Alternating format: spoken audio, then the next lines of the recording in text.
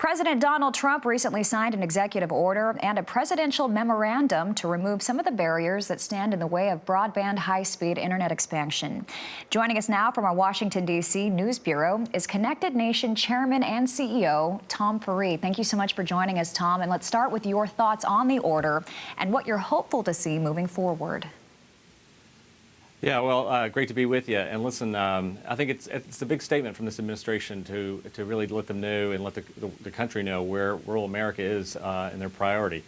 And just not that order, as wonderful as that is, just really there's a lot to be optimistic about in rural America right now, as we're seeing not only the orders but a lot of the moves of this Congress. It's one of the few items that I think enjoys sweeping bipartisan support.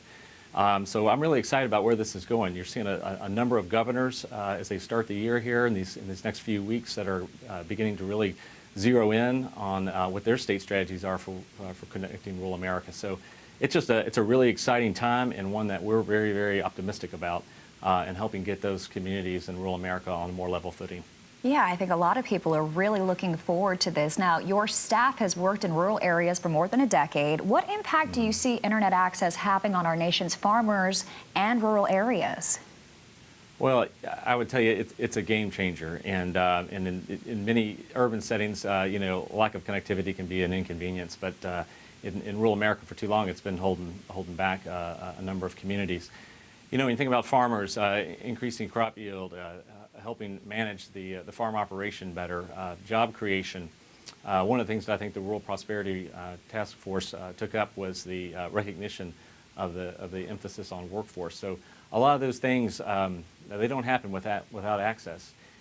Just last week was at the Consumer Electronics Show, and when you see all the enthusiasm and excitement over things like automated technologies, so much of that presumes the existence of ubiquitous broadband, and quite frankly, in rural America, we need to solve that fundamental problem before we can actually start talking about some of those horizons for those communities. So we're really excited about it. Yeah, you know, a lot of people are, especially when it comes to precision agriculturalists out there. Now, Connected Nation has been working in a partnership with both public and private entities to better identify areas of need throughout its broadband mapping efforts. What have you been able to accomplish here?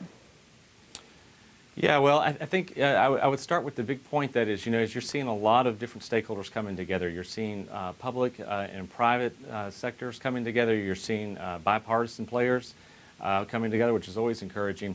And I think the way that you start to direct the ample resources that are starting to be made available to attack this problem is making sure that you discipline that energy right now with good data is a very important piece to the puzzle.